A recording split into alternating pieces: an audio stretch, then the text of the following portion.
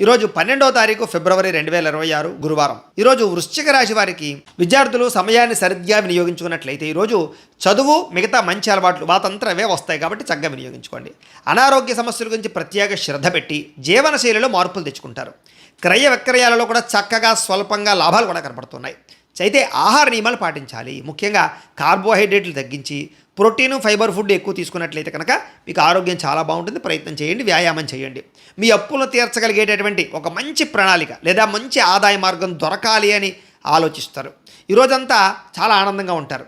రాబోయే 5-10 ఏళ్లకి ఆర్థికంగా ఎక్కడ ఉండాలనే లక్ష్యం మీద బాగా ఎక్కువ శ్రద్ధ పెడతారు. ప్రతి విషయాన్ని కూడా కొత్తగా ఆలోచిస్తారు. మీ పిల్లలు మీకన్నా ఉన్నతమైన స్థాయిలో ఉండాలని, మంచి చదువు సంస్కారం అందించాలని వాళ్ళ కోసం బాగా తాపత్రయపడతారు మీరు ఈరోజు. ముఖ్యంగా కుటుంబ సభ్యుల కోసం రూపాయి పోగు చేస్తూ మీ యొక్క విలాసాలు తగ్గించుకుంటూ వాళ్ళ కోసం తాపత్రయపడతారు, ఖర్చులు పెడతారు. అలాగే కుటుంబంలో గొడవలు చాలా శాతం తగ్గుతాయి. ఆభరణాలు కొనుగోలు చేస్తారు, వాహనాలు కొనుగోలు చేస్తారు, భూములు కొనుగోలు చేస్తారు, బట్టలు కొనుగోలు చేస్తారు. వివాహ ప్రయత్నాలు సఫలీకృతం అవుతాయి.